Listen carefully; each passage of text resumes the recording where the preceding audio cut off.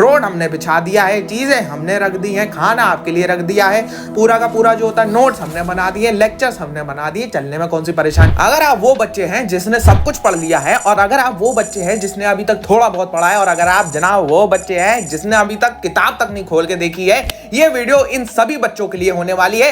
आज की वीडियो में हम लोग बात करने वाले हैं भैया प्रैक्टिकली आप अब से लेके जनवरी तक, यानी नवंबर टू जनवरी, इन 3 महीनों में आप प्रैक्टिकली क्या क्या स्टेप्स को फॉलो करोगे जो कि आप बोर्ड एग्जामिनेशन में एक अच्छा स्कोर लेके आ रहे हो, या इवन आप 95 प्लस स्कोर लेके आ रहे हो। आज की वीडियो में हम भैया सब्जेक्ट वाइज डिस्कशन करेंगे, हर सब्जेक्ट में आपको किस किस चीजों को फॉलो करना है, आपके पास में कितना टाइम बचा है, और उस टाइम को आपको कैसे यूटिलाइज करना है, क्या क्या स्ट्रैटेजी आपकी रहने वाली है। तो चलिए आज की वीडियो को चालू करते हैं, शुरू से लेकर एंड तक इस वीडियो को जरूर देखिएगा भैया, एक भी सेकंड इस वीडियो को आपको स्किप नहीं करना है, वीडियो बहुत ही इंपॉर्टेंट होने वाली है। So let's move to the intro of the video and let's start it.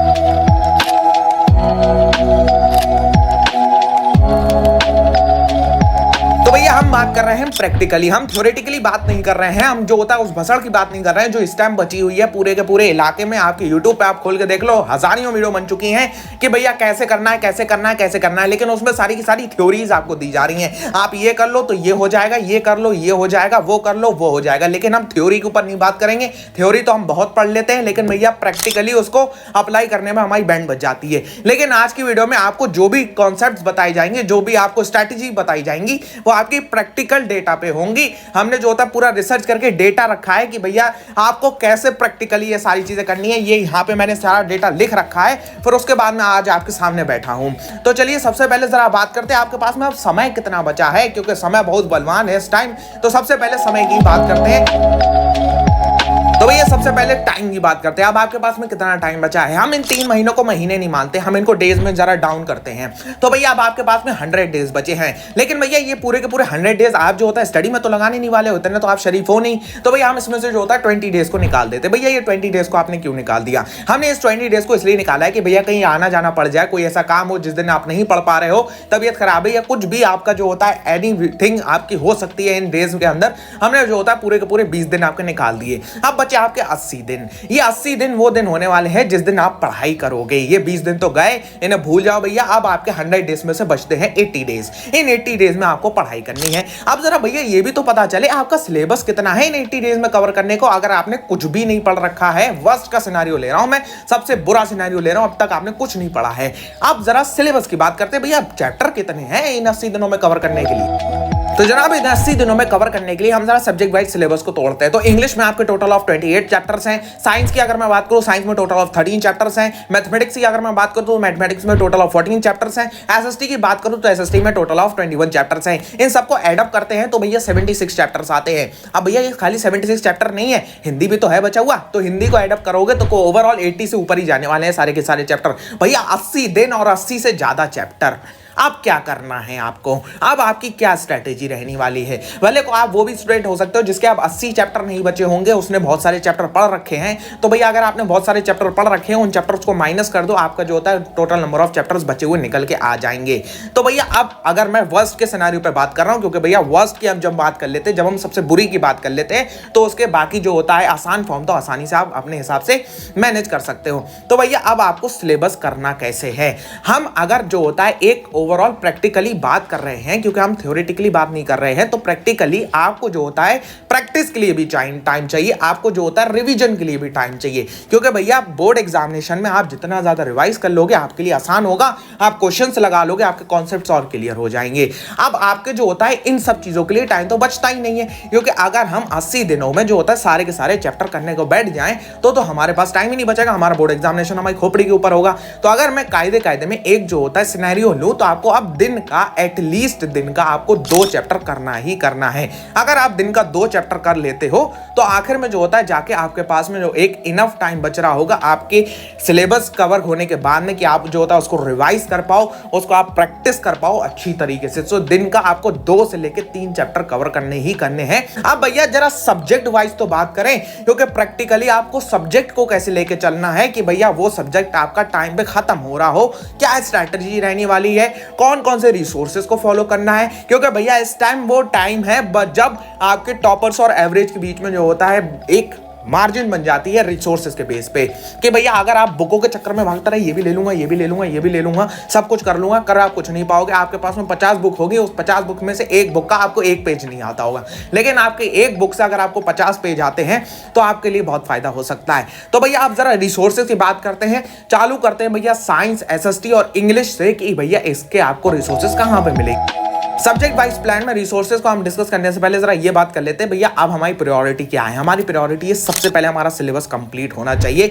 Syllabus के ऊपर जो होता है बड़ी सी टिक की मोहर लगनी चाहिए कि भैया जो होता है अब हमारा सिलेबस कंप्लीट हो गया है। तो हमारा सबसे पहले रिसोर्सेज की बात करते हैं, जरा साइंस की बात करते हैं। साइंस में आपको एनसीईआरटी पढ़ दो, इनफ है आपके बोर्ड एग्जामिनेशन के लिए। एनसीईआरटी पढ़ने में दिक्कत होती है, एनसीईआरटी में पढ़ने से बहुत सारे बच्चों को प्राण निकल जाते हैं, क्योंकि इसकी जो होता है इतनी ज़्यादा डिफिकल्ट लैंग्वेज है कि आप अगर उसको पढ़ने बैठते हो, एक तो आधे वर्ड आपके समझ में नहीं आते हैं और जो चीज़ें समझ में आती हैं वो तक क्लियर नहीं होता है। भैया अब आसान तरीका क्या है इसका, क्योंकि भैया हमको जो होता है स्मार्ट वर्क करना है, हार्ड वर्क नहीं करना है।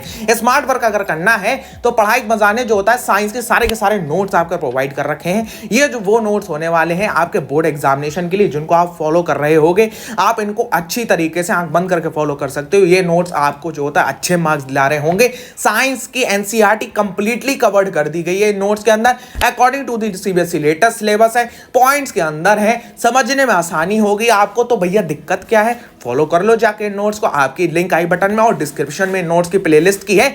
प्लेलिस्ट में आपको करना क्या है, जाके वीडियो को देखना है, जो भी आपको चैप्टर के नोट्स चाहिए वीडियो का पूरा देख लोगे, आपको नोट्स मिल जाएंगे, आप उसको जाके डाउनलोड कर लो और उसको निकलवा लो, आपके काम आसान हो जाएगा।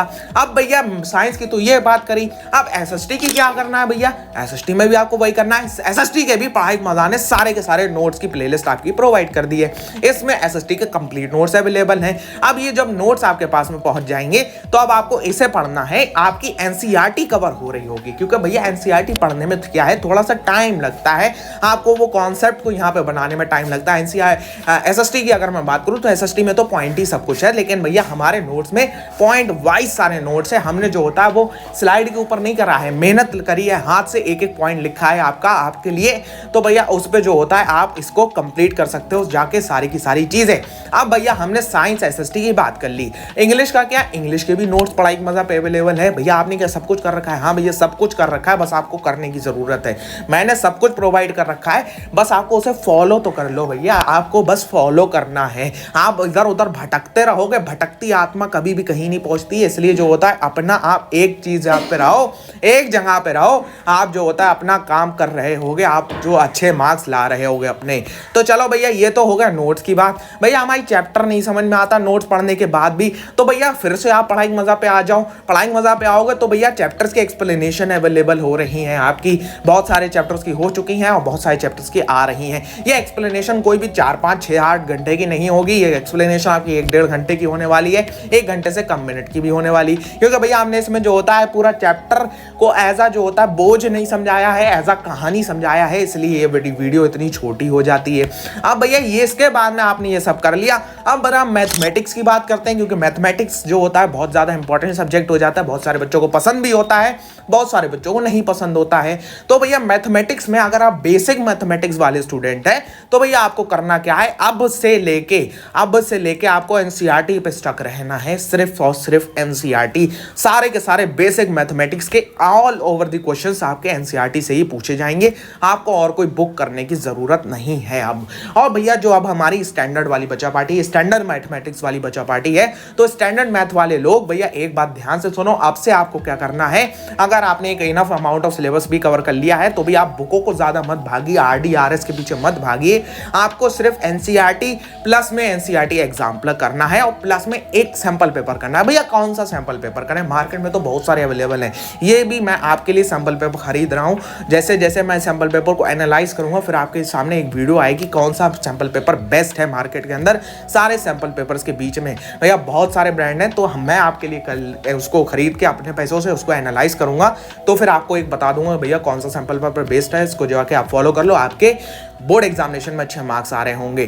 तो अब ये है आपका सब्जेक्ट वाइज पूरा 3 महीने का प्लान, इससे बस आपको चल के जाना है। हमने पूरा रोड इसका डिजाइन कर दिया है, आपको बस इसे चल के पार करना है, चल के इसको पूरा का पूरा तय करना है। रोड हमने बिछा दिया है, चीजें हमने रख दी हैं, खाना आपके लिए रख दिया है, पूरा का पूरा जो होता है नोट्स हमने बना दिए, लेक्चर्स हमने बना दिए। चलने में कौन सी परेशानी है भाई, चल के तो दिखाओ। अब जो होता है, अब इस पे आप चलोगे तो आपके गारंटी है कि इस 3 महीनों में अच्छे मार्क्स आ रहे होंगे, इसमें आपको कोई भी टेंशन नहीं होने वाली है। तो भैया हमने थ्योरेटिकली नहीं, हमने यहाँ से प्रैक्टिकली ये चीज़ प्रूफ कर दी है कि भैया हम जो होता है 3 महीने के अंदर कैसे कैसे सब्जेक्ट को कवर कर रहे होंगे। भैया हिंदी का क्या, अरे हिंदी अपने आप देख लेना, ठीक है, हिंदी और या जो भी आपका ऑप्शनल सब्जेक्ट है। तो चलिए जनाब, ये तो उम्मीद करूंगा वीडियो आपको पूरी अच्छी तरीके से समझ में आई होगी। इन दी कमेंट सेक्शन आपको एक कमेंट करना है कि भैया अब से I will follow this, I will follow this. मेरा कमेंट होगा हु विल फॉलो, लिखना भैया आई विल फॉलो, मैं फॉलो करूंगा और मैं इस चीज से अच्छे मार्क्स लेके आऊंगा। आप अगर वो भी बच्चे हो जिसने अच्छा खासा सिलेबस कंप्लीट कर दिया है, आप भी इसको फॉलो करो अच्छी तरीके से, आपके मार्क्स अच्छे हो रहे होंगे। तो चलिए, वीडियो अच्छी लगी तो एक लाइक करना भैया, चैनल पर पहली बार आए हो, बहुत सारी चीजें अवेलेबल है तो चैनल पे यहाँ पे क्लिक करके सब्सक्राइब कर लो भैया। साइंस के नोट्स की प्लेलिस्ट ये रही, एसएसटी की ये रही, इंग्लिश की ये रही। और चलिए मैं मिलता हूँ आपसे इसकी नेक्स्ट वीडियो के ऊपर, तब तक के लिए good bye, have a nice day, और ऐसे ही पढ़ते रहिए, ऐसे ही फोड़